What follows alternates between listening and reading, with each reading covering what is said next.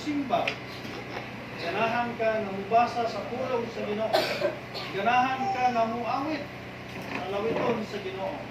So ganahan ka ika sa panagkatigong. Maunay unang mahibaw-an nato diha sa bag-ong kinabuhi.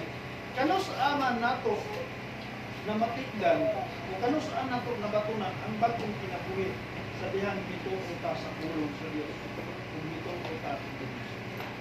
So kaniadto dili ta ganahan musimba. Sa una kung ninyo gani kung asawa himba ka. Ako na muna pa lang ko bakayon pertiging kapuya. Kaya magalis mi. Kaya nga akong isimba, ako na lang itrabaho. O di ba, adto ko sa ako ang uma. Doon na pa ko'y mahimo. Ingon na ang nahitabo na ko sa unang panahon. Mo na nga, sa diha nga nangalagad na ko sa Ginoo, nakabaton kong tinuod nga relasyon sa Dios, ganahan ako musimba iso. Ganahan ako muawit sa lawiton sa Ginoo. Ganahan ako mo basa sa pulong sa Ginoo. O kunya, doon ako'y namatikdan igsoon, ang kanhin ako nga kahimalikas kaayo igsoon, nawala. Nawala ang akong pagkahimalikas. Mo'y timailhan day sa bag-ong kinabuhi. Tungod kay doon na natay bag-ong kinabuhi, so dunay kausaban. Mabalhin ta gikan sa dakaraang kinabuhi, ngadto ta sa bag-ong kinabuhi. So yun na ang nahitabo na ko igsoon. Dayon, nawala nako ang akong bisyo. Ugunya, kining bisyo lisod kayo ni walaon sa tao igsoon. Bisan pa og ingnon pa ta sa doktor, ikaw ayaw nag-inom, ayaw nagtabako ha. Kay mao ni nakadaot nimo. Pagka maayo na puglawas igsoon mo balik na pod. Usa na kamuta nga makigbisog ang tao. Aron makabaton sa tinuod nga bag-ong kinabuhi. Mao ni ang ato karong tema igsoon. Timailhan sa bag-ong kinabuhi. So kumusta igsoon? Doon na ba kay namatikdan sa imuhang timailhan sa nga nabag-o ka, nabag-o ang imong kinabuhi. So naatay na matikdan igsoon. So kung wala pa ka na nabag-o ang imong kinabuhi, tingali wala ka karon igsoon. O kunya, ang pulong sa Dios igsoon, nga matag Domingo, madungog nato, dunay mga pulong sa Dios igsoon nga lisod nato dawaton. Ngano man, sa diha nga naa nato daw sakit sa atuang buot nga ang wali sa pastor nakapasakit. So yun na ang hitabo sa tao igsoon. Ingon nga bag-ong kinabuhi, dili pwede nga ang usa ka bata, ang bata igsoon nabuhi lang siya sa gatas inahan o gatas kanang mga pinalit igsoon. So dili na siya pwede nga hangtod nga mudako na siya gatas sa gihapon ang iyang kanang imnon. So pag abot sa ika-unom ka bulan, pakanon na siya glugaw. Hangtod nga ang bata kanabang makahimo na siya pagkaon sa kanang gahi na pud nga pagkaon. Kanang atoang ginakaon nga lungko. So una, ang gikaon sa bata gatas. Ikaduha, lugaw. Ngano man, makahimo naman nga masudlan ang iyang tiyan o kanana ang pagkaon. Og hangtod nga makakaon na pud siya og gahi nga mga pagkaon. So ingon ani ang Kristohanon igsoon, una ang usa ka Kristohanon pakanon pa na siya og kanana ang ingnon ta nga lunsay nga gatas. Ingnon ta nga gimatuto siya sa Kristohanong pagmatuto nga dili siya makalitan. Dili siya masakitan.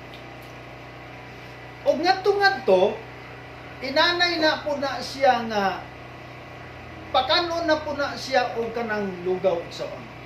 Hangtod nga makakaon siya og luto. Ingon ani po ang Kristohanon igsoon, dili pwede nga ang pastor magwali lang kanunay alam-alam kana ba ingon nga hapuhap igsoon. Dili na pwede.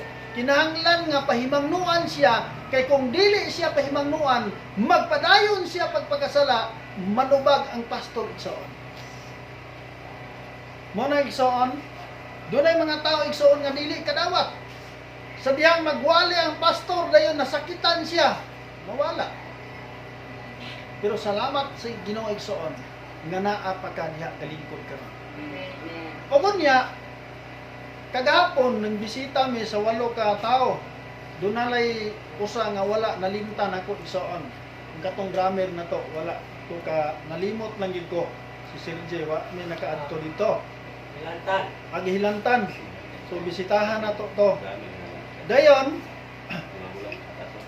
sa 8 ka tao nga gibisitahan namo, duha ra gyud ang naa karon. Si Junape o si Pare Baludoy. Salamat ko sa Ginoo nga niya sila karon. Wala nga nisaad sila kagahapon nga manimba apan karon wala igsoon. So dili na ta manubag sa Ginoo kung magpadayon gid hapon sila sa pagtalikod sa Ginoo. Importante nga gikuha nato sila pagbalik apan wala gid sila manumbaleng. Mo na nga alang kanimo igsoon, ingnon kanako padayon. Doon na may mga wali nato igsoon daw nakapasakit nato, ingnon kanako dawata igsoon aron mabago ang tinuod nimong kinabuhi, mabago ang tinuod nimong kinabuhi sa diha nga makabati ka nga daw naa pa nimo. Ako sa una igsoon, sa dihang magwali gani ang pastor, dayon naa pa nako. Ingnon ginako nga Lord, ako na naapan na nako tangtangan ni. Nga naman, nagtinguha ko sa akong kaugalingon nga kausaban. Nga naman, layo kayo to nga mua. Pila ka oras na mo nga baklay? Usa ka oras o 15 minutos. Kung wala lang ko yung dala. Usa ka oras na nga baklay. Pero, kung doon natin dala, di, lahi man yung nakakay dala o wala ka ang dala ka wag. Sama itong magpugos pa kong bata sa una, lahi gud ang imong nilakwan. Muna nga, pag abot dito, basa na kayo kung sanina, sa singot. Ngano dito sa una, ngano nga, dili man ko magdala o ka na naabag, kurang lang dito, patubang dito. Pag abot dito, mag-ilis, unta, basa kayo kung sanina, usahay, mauga ang akong sanina, dakit na sa unto. Basa kayo kung sanina, labi na ka ng mating init. Muna nga, nagtinguha gid ko nga ang kausaban. Kay sayang kaayo ang ako ang pagkanabang pagngadto sa simbahan, Sabado o Domingo, wala ko na usab. Unsay kapuslanan sa akong pagpangalagad kung wala ang akong kausaban? Muna nga nagtinguha ko igsoon. So niabot ang panahon nga gitubag sa Dios ang ako ang mga pag-angko. Wala na ito igsoon. Nausap ug nabago ang kinabuhi nga ko igsoon. Kung nga dalaygon kayong Ginoo, alang kanimo igsoon, paninguha og panganduya ang tinuod nga kausaban sa imong kinabuhi. Aron igsoon, mapanalanginan pod ang imuhang isigataw. Nan kung wala kay kausaban, wala kay kabaguhan, sa diya maglisod kag sulti. Kay sa diya nga musulti ka sa pulong sa Dios. Ingnon magagamit ka ng usap. Ako nakasinati ko ana. Sa diya nga gisultian ako sa pulong sa Ginoo. Isa kana lagi. Di ba kauban ninyo na? Ito ang magay na nausap. Usba kanang baguha sana siya. Ingko dili ko makabag-o. Ang Dios ra mo'y makabag-o. Kaya ang kabaguhan sa tao igsoon kanang proseso. Ang kabaguhan sa tao magdepende sa imong tinguha. Apan kung wala kay tinguha sa kabaguhan, dili gyud ka mausap. Muna nga ingon ana ang pagpangalagad sa Ginoo igsoon. Ningon din sa Roma 8:16 hangtod sa 17.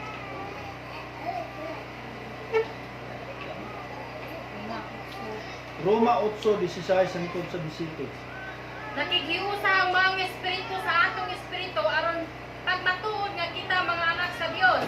O kay mga anak man kita niya, madawat nato ang mga panalangin nga kitagana sa Dios ug madawat nato kini uban kang Kristo.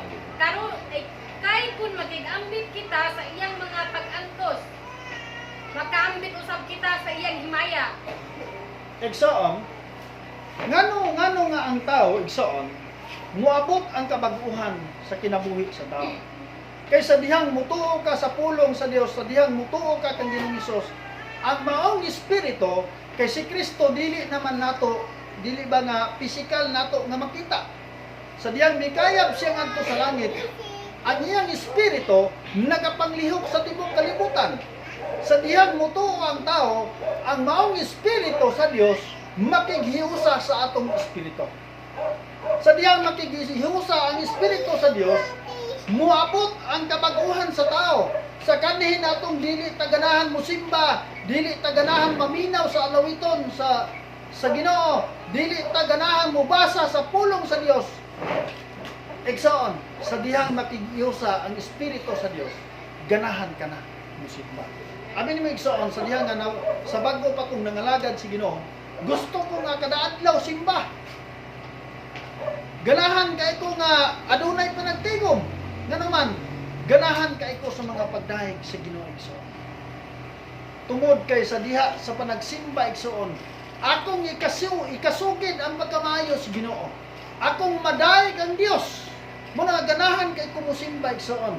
Nan ang tao kung dili mapuyan sa espiritu sa Dios, dili ginaganahan musimba. Muna nga doon natay igsoon nga hapit na mo 20 pud ka tuig pagpangalagad. Hangtod karon. Nagian ako, nagsudlay sa basakan. Nga naman, wala siya kapuyan sa balang espiritu. Apan sa dihang kapuyan siya sa balang espiritu igsoon, ganahan ka mo simba. Gawas na siguro kung magsakit ka nga dili na gid ka kahimo pag adto simbahan. Apan kung wala kay gipamati igsoon, tingali mangita di kag higayon bisan pag unsa ka bisi ang imong trabaho muadto di kag simbahan nganuman tungod sa balang espiritu nga maoy magtukmod kanimo. Ingon ani igsoon, akong basahon usab ha.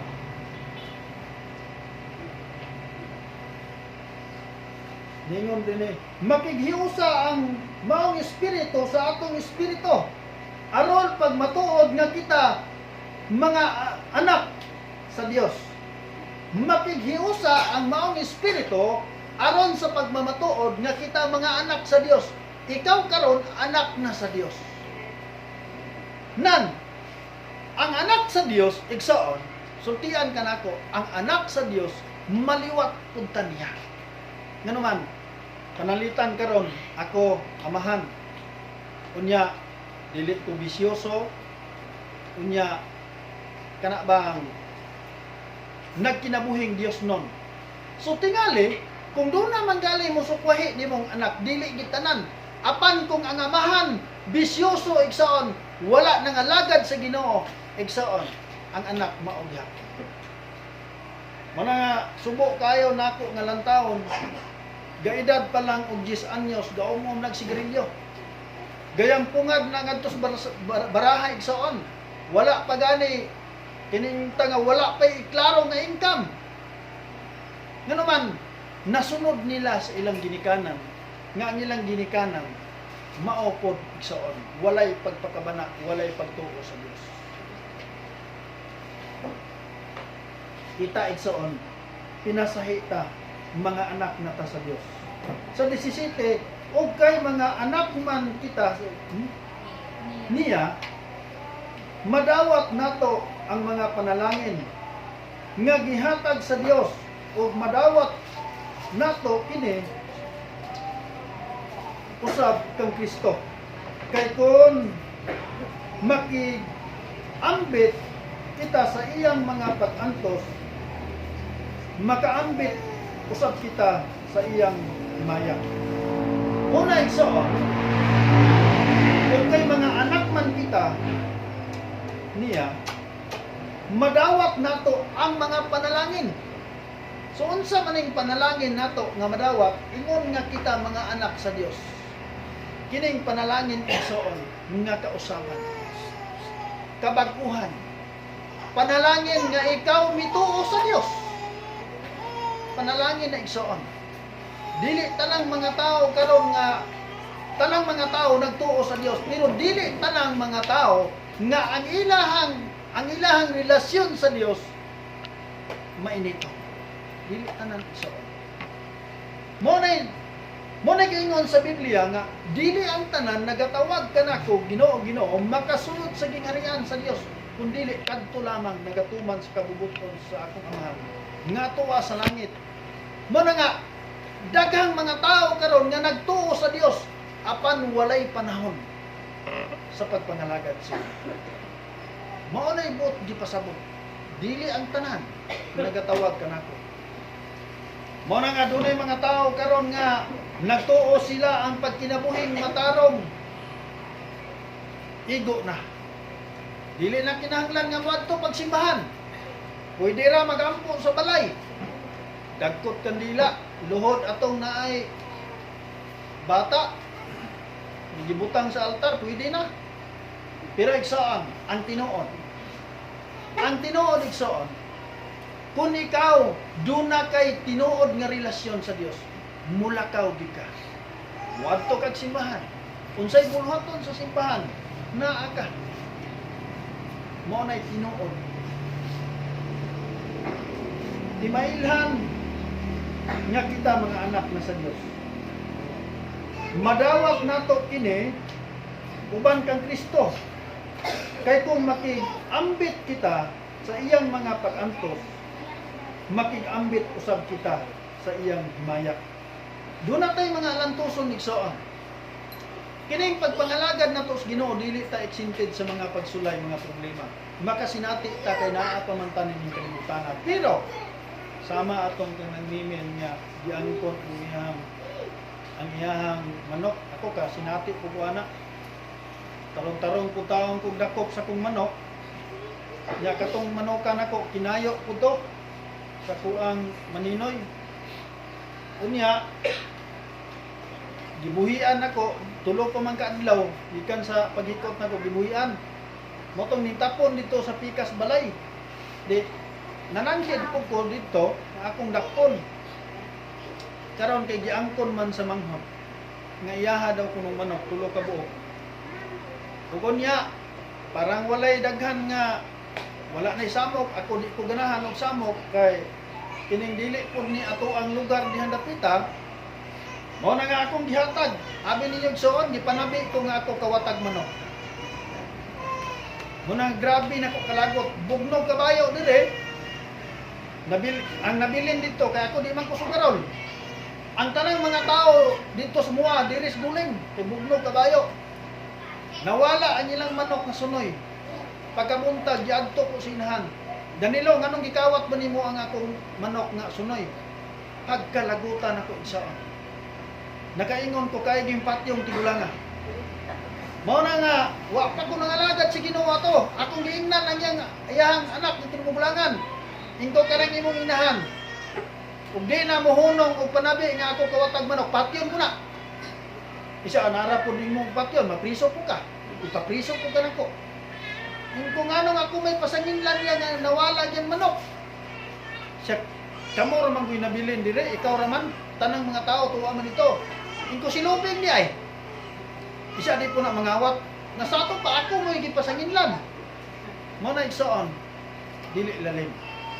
Nga salamat sa Ginoo nga aduna natay ang mga tao karon makasalig na nato tungod kay kita mga anak na sa Dios. So doon natay mga lantuson igsoon. Mo na nga magamping ta kay niya ta sa kalibutan. Ug unya ang kalibutan giharian ni Satanas. Ang rumbo ron igsoon ni Satanas kita nga nangalagad sa Ginoo ngano man kanang mga tao nga naa sa kalibutan ayahan naman na. So kana sila kung dili gina sila mutuo sa pulong sa Dios, magpadayon na gina sila sa pagpakasala kay sila sakop naman ni Satanas. Kita nga sakop sa Dios, katawhan sa Dios, anak sa Dios, kita mo'y rumbo ni Satanas. Unsa may buhaton ni Satanas? Una, kini gyud ang atong pagtuo, ilugon ni Satanas. sa diha nga mawala ng atong pagtuo igsoon, makabuhat na tagdili maayo. Munang importante kaayo nga ang atong pagtuo magpabilin igsoon. Sa ikaduhang Korinto 5:17. Kay bisan kinsa nga nahiusa kang Kristo, bago na siyang binuhat. Ang daan miagi na ug ang bago miabot na. Bisan kinsa nga nahiusa kang Kristo Hesus, bag-o na siyang binuhat. Ang daan miagi na o miabot na ang bag-o. Kita karon nahiusa na kang Kristo Hesus. Amot pasabot nga naghiusa, kita karon mga anak na sa Dios. Ang maong espiritu sa Dios nagapuyo na kanato. So ang daan nga kinabuhi ug ang karaan kinabuhi nato milabay na ug miabot na ang bag-o. Mao na nga ni abot ang kabaguhan sa atong kinabuhi. So importante kayo igsoon nga masabtan nimo nga ikaw karon bag-o nang binuhat. Ug unya igsoon ang mga tinun-an ni Ginoong Hesus puros na ni sila nga nagtuo ni Ginoong Hesus. Ug unya ang matag usa kanila gitugkan og garbo igsoon. Naglali sila kung kinsa gi maayo nila. Ug unya nakamatikod si Ginoong Hesus. Ipalihog kog andam sa Mateo 18:3-5. Nakamatikod si Ginoong Hesus nga yang mga tinun-an naglalis na gitugkan na garbo igsoon. Ug unya si Ginoong Hesus mikuha og bata ug gipatindog sa ilang atubangan. Gawas kung mausab kamo, inyo ang ginharian sa langit. Mateo 18:3-5. Unya miingon siya, mao kini ang tinuod, gawas kun mausab kamo ug mahimong sama sa mga bata, dili gayud kamo makasulod sa gingharian sa langit. 4. Ang labing dako ilalom sa pagmando sa Dios mao kadtong magpaubos sa iyang kaugalingon ug magpakasama ni ining bata. 5. Ug ang magdawat sa usa ka bata nga sama ni ini ang akong ngalan magadawat kanako. Mao na nga atong mahibaw-an nga kining usa ka bata igsoon.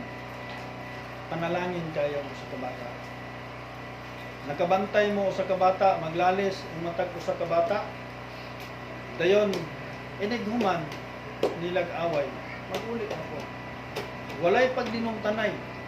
Dayon ang usa ka bata igsoon dili garbuso. Ikatulo ang usa ka bata nagsalig lamang sa ilang gidikanan. So wala sila pagpakabana ug unsay mahitabo nila. Ang tanan nila nga kana bang paningabuhi nagsalig lang sa ilang gidikanan. Wala sila kabalaka.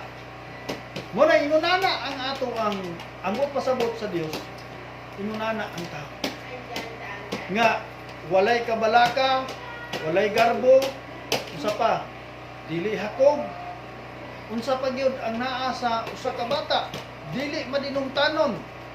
Ang usa ka bata mahigugmaon. Ingunana ang tuyo sa Dios. Gawas kung mausab kamo sama sa mga bata, inyo ang giharian. Kung mausab ang tao sama nato nga nausab igsoon, kita makapanunod sa ginharian sa Dios. Sa unang Pedro 1:23 nanunsa pa gyud unsa pa gibuhaton nato nga badawat nato ang bag-ong kinabuhi. Kana bang mabun-agin ta igsoon. Unsa may buhaton nato? Unang Pedro 1:23. May kamo na tao ang usa pili sa tawhanong paagi, kundi sa buhi og walay katapusan nga pulong sa Dios. Igsoon, una, nganong mabun-agin ang tao sa diha nga motuo sa pulong sa Dios. Unang lakang igsoon, dili pwede nga moingon ka nga ako bun-agin ako wala ka motuo sa pulong sa Ginoo. Motuo sa pulong sa Dios. So una igsoon, ang tao sa dihang mutuo lang sa pulong sa Dios kaya kayo mausbon o kinabuhi. Gitawag ang tao og born again. So ang pulong sa Dios mao ni ang mubag-o nato. Sa Tito 3:5-7. Iluwas kita niya kini dili tungod sa bisan unsang maayo nga atong nabuhat, kung dili tungod sa iyang kaluoy. Giluwas kita niya pinaagi sa paglugas kanato aron kita mataw pagkusab ug makabaton og bag-ong kinabuhi diha sa Espiritu Santo. Kay madagayaong gibubo sa Dios ang Espiritu Santo dinhi kanato pinaagi kay Kristo nga atong manluluwas. Pinaagi sa iyang grasya isipon kitang matarong sa Dios aron makapanag-iya kita sa kinabuhing walay katapusan nga atong gipaabot. Igsoon, kaniadto igsoon, kilabihan nato kahugaw. Sama ta sa baboy nga milunang diha sa yanag. O kunya, gidigo sa agalon o nahinlo. Ingunani ang atong kinabuhi sa unang panahon. Sa diya nga gihugasan ta sa hamili nga dugo ni Ginoong Hesus, nahinlo ta.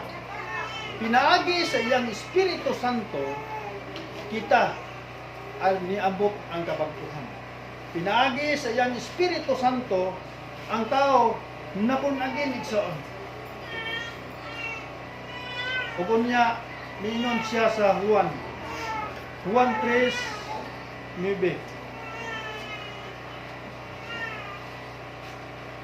Unang Juan 3:9.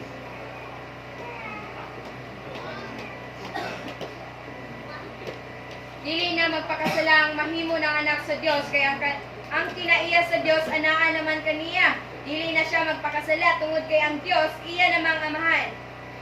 Mao na igsoon, dili na magpakasala ang nahimo ng anak sa Dios. Kaya ang Dios iya namang amahan.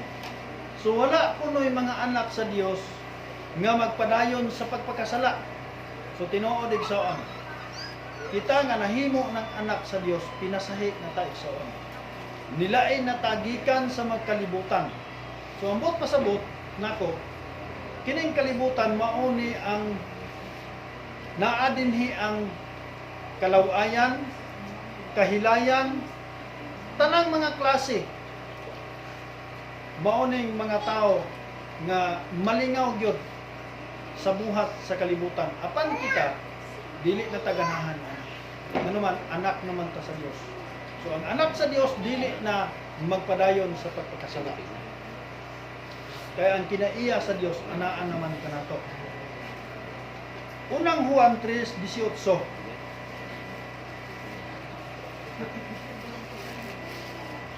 Mga anak, ipakita ta ang matuod nga paghigugma pinaagi sa mga maayong buhat dili sa pulong lamang.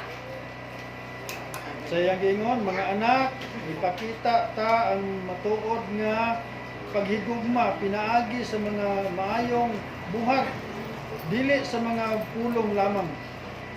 Una igsoon, makita ang atong gugma. Ang atong gugma ngadto sa Ginoo. Kung ikaw nahigugma sa Ginoo igsoon, makita diha sa mga buhat dili sa pulong lamang. Managsoon, manami silingan diha nga grabe ka higpit sa balaod. Panahon sa Sabado, dili mo trabaho. Simba, dili mo kaon og baboy. Pero usa ka butang na wala niya biyahe ang imong. Atong nyaging adlaw, nakadungog ko grabing banhaa. Sa pag-abot nako sa balay siyang anak, dito gawild siya. Ingon dayon siya nga kining pamilyahan ni, patay na ni. Patay na ning pamilya. Nagpaani ko way untabag nga anak, gayang pungad lang sa inom. Sige ra inom anha sa bidyukihan. Patay na ni. Di na ko ganahan ani mga tawhana. Ingna day. Nga dili nako gusto nga muuli padlas balay, di nako papuyo. Gadagko lang kaon, di nako pakaon. Mo to nga pagtungha nako balikas ni siya, perti niyang pamalikas. Murag ni action siya untol kita nako. Mo to nagpadayon gid siya pamalikas, perti ni ning sukuan. Into nakanhuna ko igsoon. Ingko sayang. Sayang ang pagpangalagad sa Ginoo kung ang anak ng gihapon atong gibuhat. Mo na nga istorya si Gerald ang iyang uyab nalaba o kananaang trapo naagi itong pare ingon dahil itong pare nga nalabag trapo giatay nalabag trapo pastor niya mamalikas kanang na pare mamalikas kay igsoon muna nakaingon ko nga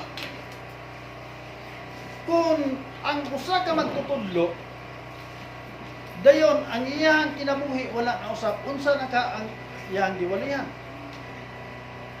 mga dili pwede iso nga kita mga anak na sa Dios dili na pwede nga dunay mogawa sa atong bakbak nga dili maayo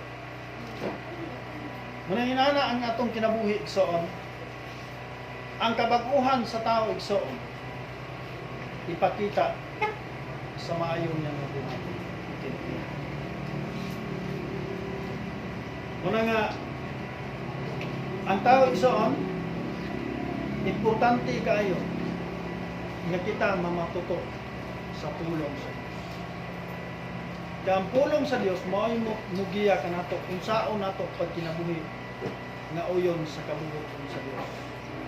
O manindog ta igsoon.